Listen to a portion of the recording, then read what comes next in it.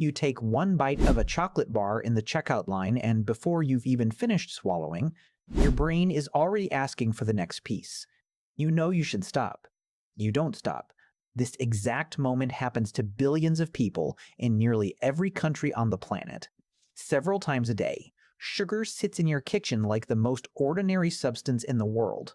Cheap, white, forgettable. But your body doesn't treat it as ordinary at all. It treats it like the single most valuable resource it has ever encountered. So here's the question that should genuinely bother you. Why does a species smart enough to build rockets and sequence its own genome still lose over and over to a spoonful of sugar? The answer has almost nothing to do with willpower. It has to do with a world that doesn't exist anymore, and a brain that never got the memo. Start with how rare sugar actually was for almost the entire span of human existence. For roughly 300,000 years, Homo sapiens lived as foragers, and in that world, concentrated sugar was not sitting on a shelf. It was hiding at the top of a tree, guarded by a swarm of very angry bees, available for maybe 6 or 8 weeks a year if you were lucky and the season cooperated. Anthropologist Alyssa Crittenden spent years studying the Hadza, a hunter-gatherer people in Tanzania, and found that honey can make up close to 15% of their caloric intake during peak season, sometimes more. 15% from one single, dangerous, seasonal source. That's it. No fields of sugarcane, no candy aisles, no soda fountains. Sugar was a jackpot, not a staple. And here's the thing nobody tells you. When something is rare and calorie-dense, evolution doesn't build a brain that shrubs at it. Evolution builds a brain that goes absolutely wild for it. Because the individuals who didn't get excited about that beehive didn't pass on their genes quite as often as the ones who climbed the tree, got stung 11 times, and ate the whole comb anyway. Now go inside the skull, because the real story is happening in your neurochemistry. When sugar hits your tongue, it triggers a release of dopamine in a region called the nucleus accumbens, part of what neuroscientists call the mesolimbic reward pathway. Researchers like Kent Berridge at the University of Michigan have spent decades separating what he calls wanting from liking in this circuit. And the unsettling discovery is that the wanting system can fire on its own, independent of how much pleasure you're actually getting. That's why the fourth cookie rarely tastes as good as the first one. And yet, you reach for it anyway. Let that sink in. Your brain isn't rewarding you for enjoying the sugar. It's rewarding you for seeking it. Because for nearly all of human history, seeking behavior aimed at calories was the difference between a body that made it through winter and one that didn't. Speaking of winter, here's where things get genuinely interesting, and a little bit strange.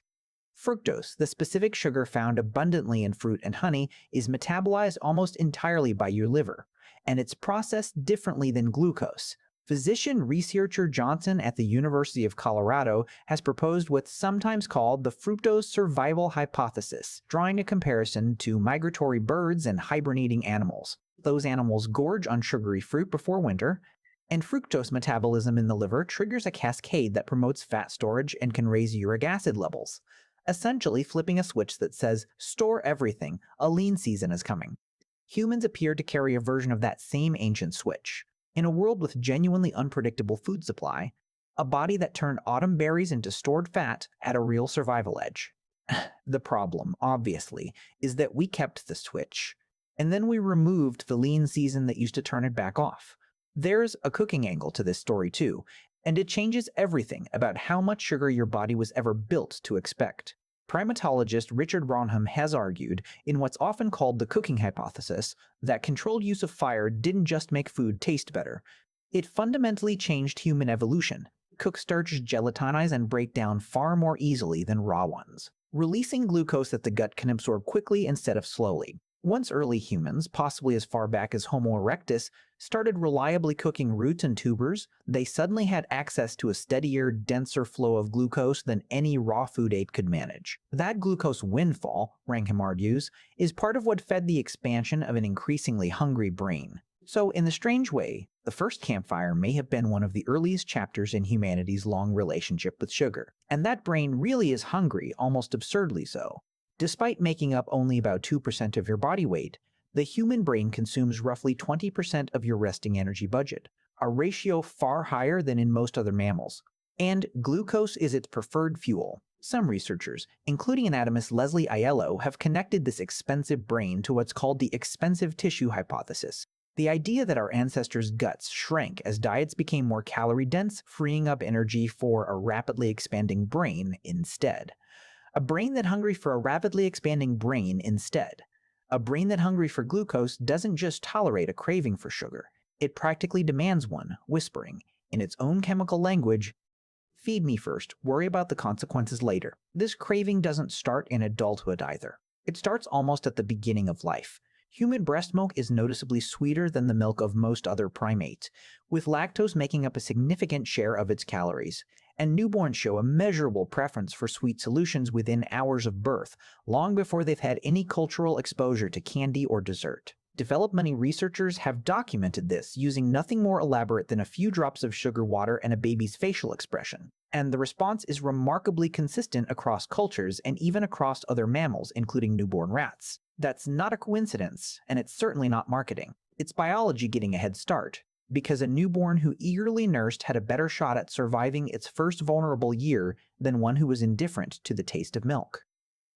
There's also a less romantic reason humans crave sugar, and it has to do with running, not jogging for fun, but persistence hunting, the strategy some hunter-gatherer groups still use today, chasing an animal like a kudu across brutal heat for hours until it collapses from exhaustion. Anthropologist David Raiklin has studied the physiology behind this endurance capability, and one key factor is glycogen, the storage form of glucose that muscles and the liver rely on for sustained effort. A hunter with well-stocked glycogen reserves could outlast prey that was faster over a short sprint, but couldn't handle sustained heat and distance the way a sweating, upright, long-legged human could.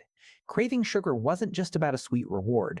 It was about topping off the exact fuel tank that made an entire hunting strategy possible. This is still visible today among the San people of the Kalahari, some of whom have kept the practice of persistence hunting alive, running down an animal in temperatures that can climb past 40 degrees Celsius until the animal's own body simply gives out from heat exhaustion. Humans can do this because we sweat efficiently and lack the thick fur that traps heat in most four-legged prey.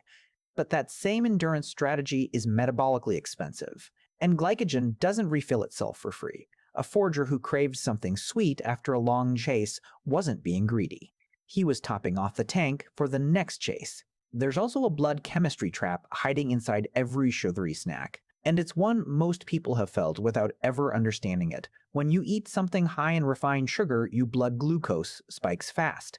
Your pancreas responds by dumping out insulin, and that insulin often overshoots, pulling your blood sugar back down below where it started. The result is a mild crash, sometimes called reactive hypoglycemia, and your brain interprets that dip as an emergency, because low blood glucose genuinely was an emergency for most of human history. So it does the one thing it knows how to do.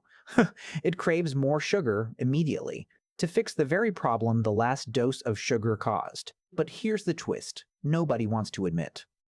This isn't a design flaw. It's the system working exactly as intended, in a body that never expected you to have unlimited access to the thing that triggers it. Stress makes this whole loop considerably worse, and the connection runs deeper than simple comfort eating. Psychologist Alyssa Appel and her colleagues at the University of California, San Francisco have studied how chronic stress raises cortisol, and elevated cortisol appears to specifically increase cravings for foods high in sugar and fat rather than food in general. From an evolutionary standpoint, that makes a strange kind of sense. Ancestral stress usually meant an actual physical threat, a predator, a conflict, a failed hunt. Situations that burned enormous energy and made a dense calorie hit genuinely useful afterward. Modern stress rarely burns any energy at all. You can spend 8 hours anxious about an inbox without moving from a chair, yet your body still reaches for the same ancient solution it always has, a candy bar. Because as far as your cortisol system is concerned, stress has only ever meant one thing: refuel now while you still can. Now here's where the timeline takes a sharp turn.